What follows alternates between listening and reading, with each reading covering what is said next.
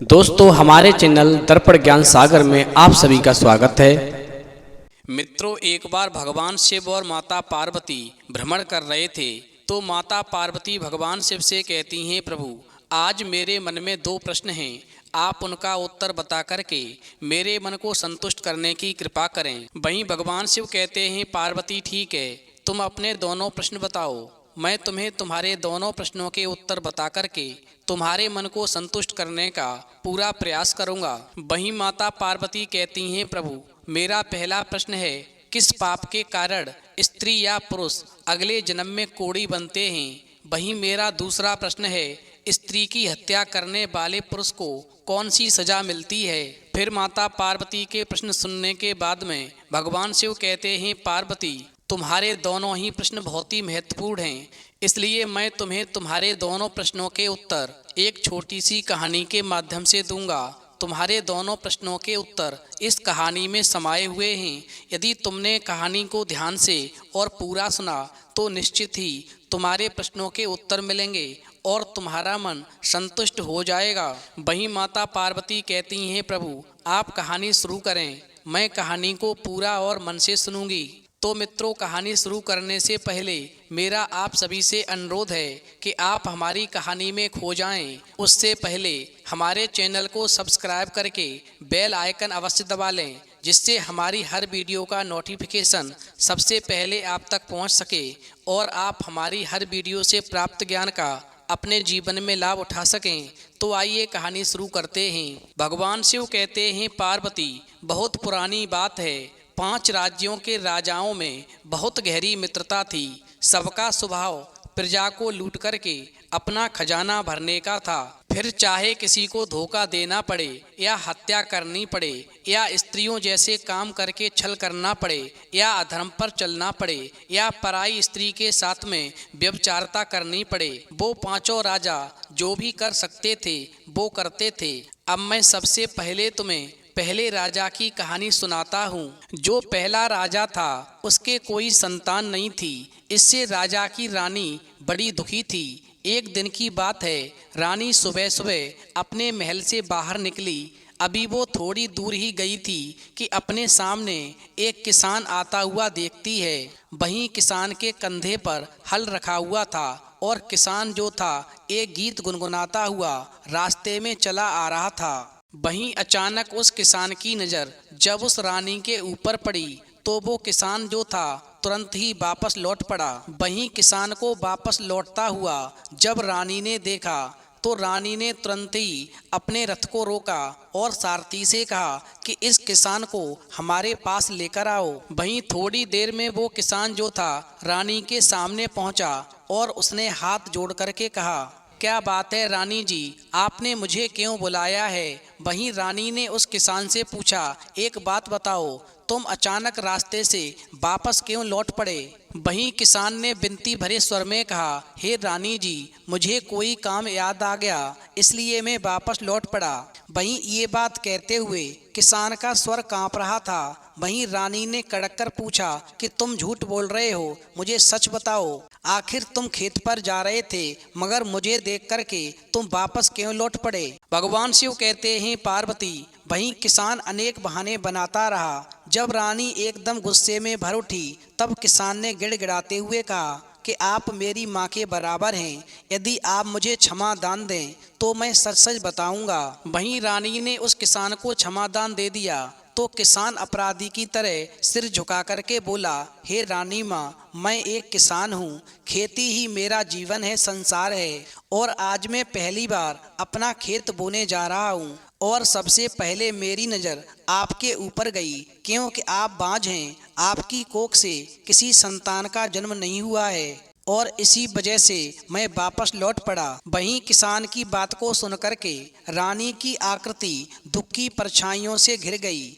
उसने व्यथित सुर में कहा, कहो किसान, तुम चुप क्यों हो गए, अपनी बात आगे कहो। वहीं किसान ने पुनः कांपते स्वर में कहा, हे रानी माँ, आप बाँझ हैं और बाँझ का पहला सामना बहुत ही बुरा होता है, उससे खेत फलता फूलता नहीं है और यदि फल फूल जाए तो वो ईश्वरी आपदा का शिकार हो जाता है। बस मुझे जितना कहना था मैंने कह दिया यही सोच कर के मैं आपको देखते ही वापस लौट पड़ा। भगवान शिव कहते हैं पार्वती, वहीं किसान की बात सुनकर के रानी की आंखें छलछला आईं, उसका स्वर भर गया और अत्यंत स्नेह से बोली, जाओ भाई किसान जाओ, तुम्हारा दोष नहीं है, सचमुच में मैं भाग्यहीन हूँ। और ऐसा कहकर के रानी वापस महल में आ गई। वहीं महल से थोड़ी दूरी पर एक देवी का मंदिर था। देवी 4 भुजा वाली थी। रानी देवी को बहुत मानती थी। वहीं रानी जो थी देवी के सामने जाकर के लेट गई और बिलख बिलख कर रोने लगी। वहीं उसने प्रतिज्ञा की, माँ या तो मेरे सर पर लगे बांझपन के कलंक को मिटा दो, अन्यथा मेरे प्राण ले लो।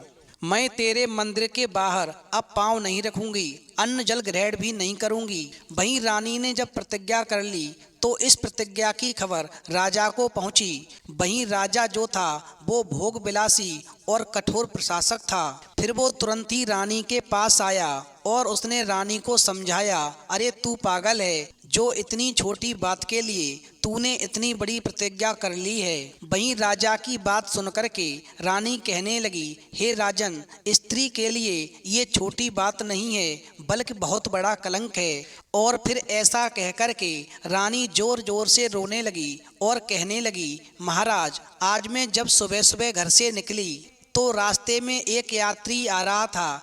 जब उसने मुझे देखा तो वो वापस लौट पड़ा और फिर मैंने उस यात्री को बुलाया और उससे पूछा कि वो वापस क्यों लौट गया। तो उस यात्री ने मुझे बताया कि मैं बाँझ हूँ और बाँझ का सुबह सुबह देखना शुभ नहीं होता है, इसलिए वो यात्री मुझे देखते ही वापस लौट पड़ा। और फिर इतना कहकर के रानी एकदम से चुप हो गई। भगवान शिव कहते हैं पार्वती, वहीं रानी की हालत को देख कर के राजा की आंखें गुस्से में लाल हो गईं और चेहरा कठोर हो गया और कहने लगा, जल्दी बताओ वो कायर कौन है, मैं उसकी जीभ खिंचवा लूँगा और उसे जिंदा जला दूंगा। वहीं रानी ने राजा को उस किसान के बारे में नहीं बताया, क्योंकि रानी जानती थी यदि मैंने किसान के बारे में बताया तो राजा उसे जिंदा जलवा देगा। वहीं रानी के न बताने पर राजा को अपना गुस्सा पीना पड़ा और फिर राजा ने रानी को बहुत समझाया पर रानी नहीं मानी। वहीं देवी के मंदिर में पड़े पड़े जब रानी को एक दिन पूरा बीत गया, वहीं रानी की पीड़ा गहरी आस्था में बदल गई, मन की शक्तियां बलवती हो गईं और देवी को याद करते करते उसकी आंख लग गई। वहीं रानी ने सपने में देखा कि देवी माँ ने उसे एक फूल दिया है और कहा है, जा तेरे एक संतान होगी और वो संतान मेरा वरदान है, मगर तेरी कोख से जो संतान पैदा हो हमेशा उस संतान को एक बात याद दिलाती रहना कि वो देवी माँ का वरदान है। और फिर ऐसा होते ही तुरंत सपना भंग हो गया। वहीं रानी बड़ी खुश हुई, उसने तुरंत राजा को आकर के सपने के बारे में बताया। वहीं राजा भी बड़ा प्रसन्न हुआ। भगवान शिव कहते हैं पार्वती, वहीं समय पूर्ण होने के बाद में रानी ने एक पुत्र को जन्म दिया। पुत्र सचमुच में देवी का वरदान था, रूपवान था और गुणवान था। वहीं राजा ने देवी के वरदान का ध्यान नहीं रखा और राजकुमार का लालन पालन बड़े ही ठाट बाट से करना आरंभ कर दिया।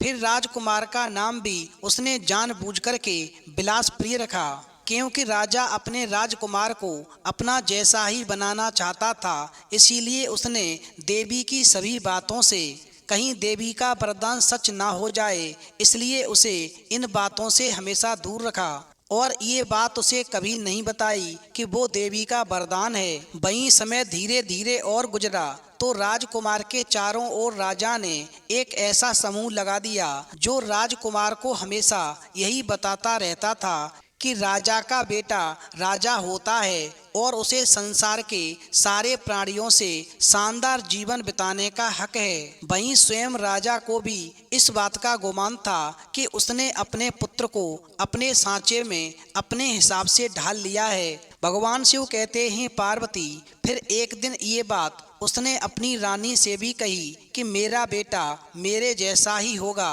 और वो इस राज्य के खजानों को मुझसे भी ज़्यादा भरेगा। वहीं रानी जो थी राजा की बात सुनकर के आंखों में आंसू ले आई और कहने लगी, महाराज आप भूल कर रहे हैं, ये बच्चा देवी माँ का वरदान है। मगर राजा ने रानी की किसी भी बात की परवाह नहीं की। वहीं समय थोड़ा और गुजरता गया। जब राजकुमार बड़ा हो गया तो बिलासप्रिय राजकुमार शिकार खेलने के लिए महल से अपने साथियों को लेकर गया और वो थोड़ी ही दूर पहुंचा था कि उसे जंगल में आग जलती हुई दिखाई दी। वहीं उसने पता लगाया तो उसे मालूम हुआ कि राजा के सैनिक ही कुछ गरीबों की झोपड़ियां जला रहे हैं। वहीं राजकुमार ने अपने सैनिकों से पूछा कि तुम झोपड़ियां क्यों जला रहे हो? तो राजा के सैनिकों ने राजकुमार से कहा कि ये हमारे खिलाफ बगावत कर रहे हैं। वहीं राजकुमार ने कहा, इन्होंने क्या बगावत की है? तो सैनिक कहने लगे, इन्होंने लगान देने से मना किया है। वहीं राजकुमार ने कहा, इन्होंने लगान देने से मना क्यों किया है? तो सैनिक कहने लगे, इनका कहना है कि अकाल पड़ गया है, इसलिए लगान देने के लिए इनके पास कुछ नहीं है। वहीं राजकुमार कहने लगा, जब अकाल ही पड़ गया है तो लगान ये कहाँ से दे सकते हैं? वहीं सैनिक कहने लगे, अरे राजकुमार, आप कैसी बातें करते हैं? अकाल क्या हमारे महाराज ने थोड़े डाला है? अरे अकाल तो अपने आप पड़ता है, इसलिए राजा ने कहा है कि हम अपनी लगान माफ क्यों करें? भगवान शिव कहते हैं, पार्वती, वहीं राजकुमार ने अपने घोड़े को उस ओर भगाया जिस ओर आग लगी हुई थी। वहीं राजा के सैनिकों ने राजकुमार को रोकने का प्रयास किया, मगर राजकुमार नहीं माना। वहीं आगे बढ़कर के जब राजकुमार जाता है तो क्या देखता है कि बस्ती धाएं धाएं जल रही थी। चारों ओर बच्चों, बूढ़ों और स्त्रियों का क्रंदन गूंज रहा था। राजा के सैनिक निर्दयता से कोड़े बरसा रहे थे। वहीं राजकुमार ने देखा कि एक बुढ़िया बचाओ बचाओ कहकर के भाग रही थी और एक घुड़सवार उसके पीछे भाग रहा था। वहीं बुढ़िया गिरती है और घोड़ा उसे कुचल देता है। फिर तो राजकुमार बिलासप्रिय जब अपने पिता राजा के द्वारा प्रजा के ऊपर इतना अत्याचार करवाता हुआ देखता है तो वो अपनी आंखें बंद कर लेता है। वहीं जैसे ही आंखें बंद करता है, वहीं अचानक एक युवती भागते भागते उस बिलासप्रिय राजकुमार के पास आती है और हाथ जोड़कर कहती है, मुझे बचाओ बचाओ, ये लोग मेरी इज्जत लूट रहे हैं।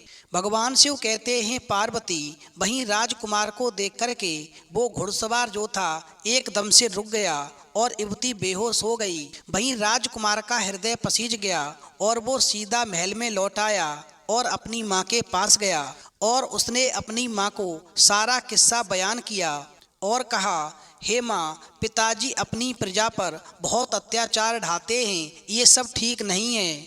वहीं माँ ने रोते हुए कहा, बेटा, कितनी मिन्नतों के बाद देवी माँ ने हमारी गोद भरी थी, पर तुम्हारे बाप ने तुम्हें सदा अंधेरे में रखा और हमेशा उन्होंने तुम्हें अपने जैसा बनाने का प्रयास किया।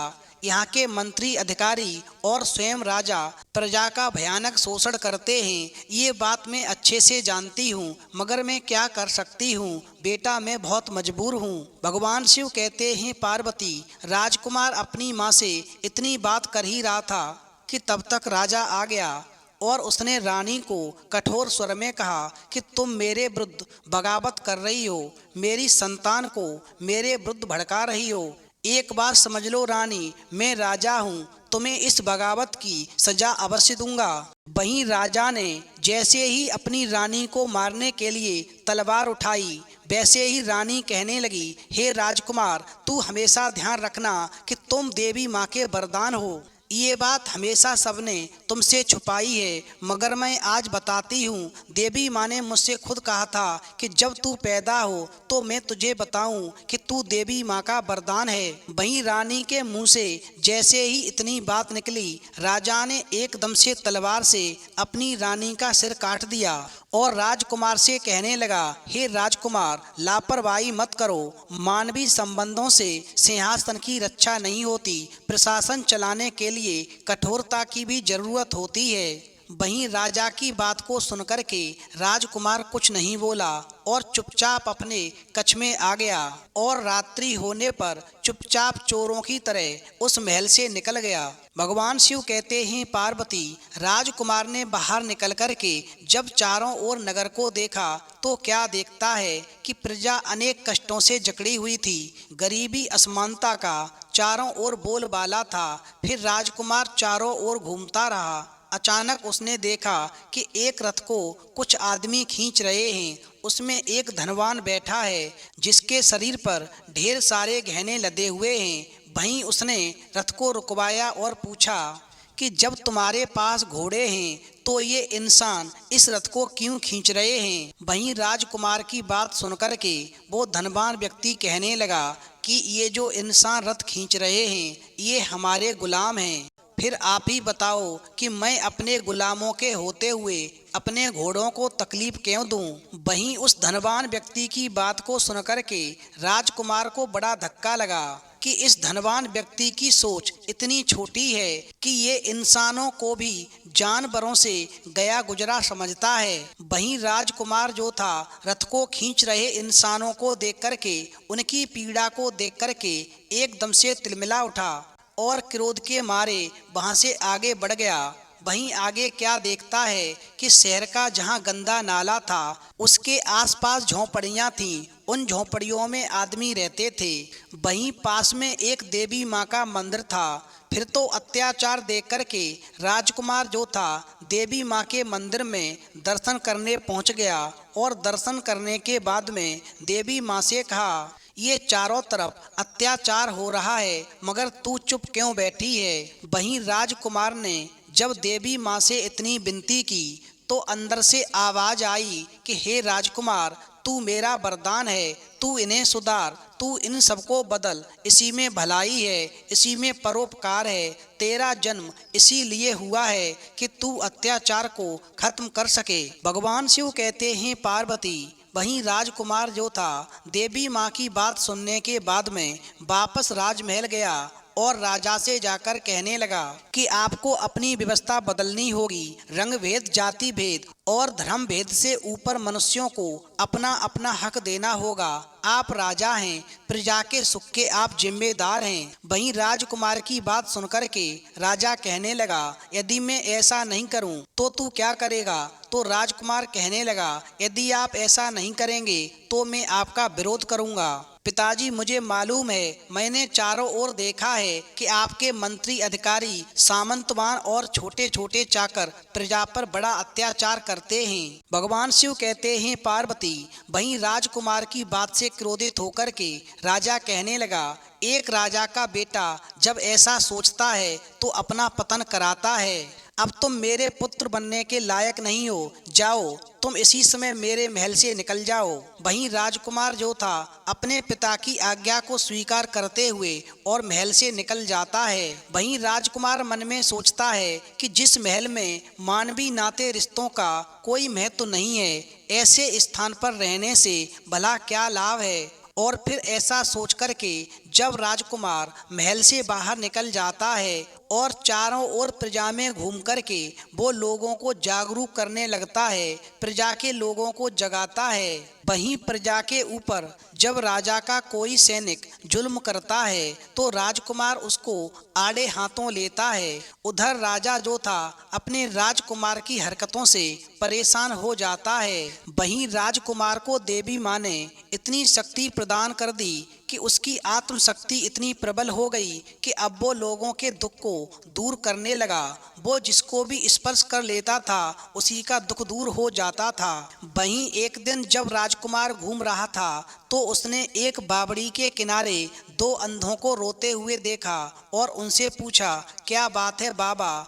वहीं राजकुमार की बात को सुनकर के वो दोनों व्यक्ति कहने लगे, बेटा हम दोनों अंधे हैं इसीलिए ठोकर खाते घूम रहे हैं। वहीं राजकुमार ने कहा, अरे भाई भगवान का नाम लो, अपनी आत्मशक्ति, विश्वास और आस्था को जगाओ, इन बड़ी बड़ी आंखों में निश्चित ज्योति आ जाएगी। वहीं देवी माँ की कृपा से उस राजकुमार ने जैसे ही उन दोनों अंधों को उस बावड़ी में नहलाया वैसे ही दोनों व्यक्तियों की आंखें वापस लौट आईं। फिर तो राजकुमार का चमत्कार जो था चारों ओर फैलने लगा।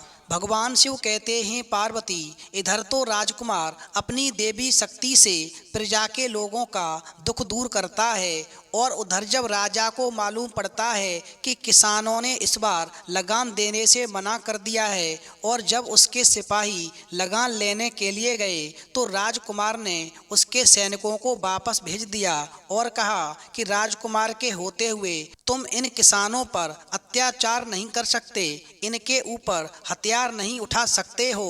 फिर तो किसानों के द्वारा लगान न दिए जाने के वजह से राजा और क्रोधित हो जाता है और पांव पटक कर कहता है कि अब मैं स्वयं उस राजकुमार को पकड़ कर के लाऊंगा, उसका सारा ढोंग मिटा दूंगा, उसको जिंदा नहीं छोड़ूंगा। वहीं राजा जो था अपने बेटे राजकुमार को मारने के लिए जब सैनिकों के साथ जाता है तो उधर क्या देखता है कि राजकुमार सभी वर्गों के लोगों के साथ में मंदिर में कीर्तन करने में मग्न था। वहीं राजा ने सैनिकों को आज्ञा दी कि जितने भी यहाँ पर लोग बैठ कर के कीर्तन कर रहे हैं इन सबको मार के भगा दो। वहीं राजा की आज्ञा पाकर के उसके सैनिक जैसे ही कीर्तन कर रहे लोगों को मारने के लिए भागे, एकदम से देवी कृपा से उन सभी सैनिकों के पैर जमीन में चिपक गए। वहीं राजा के पैर भी चिपक गए। राजा चिल्लाता रहा और उसका एक पैर भी नहीं उठ सका। भगवान शिव कहते हैं पार्वती, वहीं जब पहले राजा के पैर चिपक जाते हैं तो उसी समय पर घूमते घामते जो शेष 4 राजा और थे जो पहले राजा के मित्र थे वो भी वहीं पर आ जाते हैं। उधर राजा का अत्याचार देख कर के राजकुमार कहने लगता है, पिताजी तुम्हारे पापों का अंत अब होने वाला है। तुमने जो काम किया है तुम्हारे कर्मों की सजा तुम्हें निश्चित मिलेगी। तुम्हें तुम्हारे कर्मों की सजा अब देवी देंगी। वहीं राजकुमार ने जैसे ही देवी का नाम लिया, इतना कहते ही एकदम से देवी माँ हाथ में तलवार लेकर के प्रकट हो गईं और 5 मित्र राजाओं से कहने लगीं, तुम 5 ने अधर्म कमाया है, तुम्हारे पाप का घड़ा भर चुका है, इसलिए मैं तुम 5 राजाओं के खून से अपनी तलवार की प्यास बुझाऊंगी। वहीं देवी ने पहले राजा से कहा, तुमने धर्म पर चलने वाली अपनी पत्नी की हत्या की, इसलिए तुम्हें अगले जन्म में कोढ़ी बनना पड़ेगा। और ऐसा कहकर के देवी ने पहले राजा का सिर कलम कर दिया। वहीं देवी ने दूसरे राजा से कहा कि तुम पुरुष होते हुए भी तुमने स्त्रियों जैसे काम करके प्रजा को लूटा है, इसलिए तुम अगले जन्म में विधवा स्त्री बनोगे। और फिर ऐसा कहकर के दूसरे राजा का भी सिर काट दिया। वहीं देवी ने तीसरे राजा से कहा कि तुमने तो अपने मित्रों को ही धोखा दिया है, इसलिए विश्वासघात करने की वजह से तुम अगले जन्म में पहाड़ों पर रहने वाले गिद्ध बनोगे। और फिर उसका भी सिर काट दिया। वहीं देवी ने चौथे राजा से कहा कि तुमने कभी भी धर्म का पालन नहीं किया, इसलिए तुम अगले जन्म में गधा बनोगे। और फिर ऐसा कहकर के उसका भी सिर काट दिया। वहीं देवी ने 5वें राजा से कहा कि तुमने हमेशा दूसरों की स्त्रियों के साथ में नाजायज संबंध बनाए हैं, इसलिए तुम अगले जन्म में कुत्ता बनोगे। और ऐसा कहकर के उस 5वें राजा का भी सिर काट दिया। भगवान शिव कहते हैं पार्वती, वहीं देवी ने राजकुमार को आशीर्वाद दिया और कहा, बेटा अब तुम जाकर के इस सिंहासन को संभालो और प्रजा को खुश करो। प्रजा की रक्षा करना एक राजा का धर्म होता है, कर्तव्य होता है। तुम अपने धर्म और कर्तव्य का पूरी तरह से पालन करो। वहीं देवी का आशीर्वाद पाकर के वो बिलासप्रिय राजकुमार जो था उस राज्य का राजा बन गया। और फिर उसके राज्य में प्रजा निहाल हो गई और राजकुमार की जय जयकार करने लगी। वहीं अगले जन्म में इन 5 राजाओं को अपने अपने कर्मों का फल मिला और पहला राजा कोढ़ी बना, दूसरा विधवा स्त्री बना, तीसरा गिद्ध बना, चौथा गधा बना और 5वां कुत्ता बना। अंत में भगवान शिव कहते हैं पार्वती, कर्मों का भोग इंसान को भोगना ही पड़ता है, इसलिए हमेशा धर्म पर ही चलना चाहिए। इसी के साथ भगवान शिव कहते हैं पार्वती, तुम्हारा पहला प्रश्न था कि किस पाप के कारण स्त्री या पुरुष अगले जन्म में कोढ़ी बनते हैं, तो समझ लो, यदि कोई पुरुष किसी स्त्री की हत्या करता है तो वो अगले जन्म में कोढ़ी बनकर पैदा होता है। वहीं यदि कोई पुरुष महिला की तरह व्यवहार करता है तो उस पुरुष की आत्मा अगले जन्म में महिला का रूप लेती है। वहीं जो व्यक्ति अपने किसी मित्र को धोखा देता है या ठगता है तो अगले जन्म में वो पहाड़ों पर रहने वाला गिद्ध बनता है। वहीं यदि कोई इंसान धर्म का पालन नहीं करता और धर्म का विरोध करता है तो वो व्यक्ति अगले जन्म में गधा बनता है। वहीं जो व्यक्ति किसी दूसरे की पत्नी के साथ में संबंध रखता है वो नरक में जाता है और उसे भेड़िया, कुत्ता, सांप और कौवा की योनि प्राप्त होती है। इसलिए इंसान को जीवन में यदि सुख की प्राप्ति करनी है और अपने आने वाले जन्म को सुधारना है तो हमेशा धर्म पर चलना चाहिए और सुखपूर्वक जीवन यापन करते हुए अपने जीवन का निर्वाह करना चाहिए। इसी में भलाई है, क्योंकि कर्मों का भोग निश्चित ही भोगना पड़ता है। जैसा कर्म करोगे उसका वैसा ही फल निश्चित मिलेगा। वहीं कहानी सुनने के बाद में माता पार्वती कहती हैं, प्रभु वास्तव में आज की कहानी सुनकर के मेरा मन बहुत ही खुश हुआ। तो मित्रों, यदि आपको कहानी पसंद आई हो, आपको भी कुछ ज्ञान की बातें प्राप्त हुई हों, तो आप हमारे चैनल को सब्सक्राइब करें और भगवान शिव और पार्वती के लिए एक लाइक करना बिल्कुल न भूलें।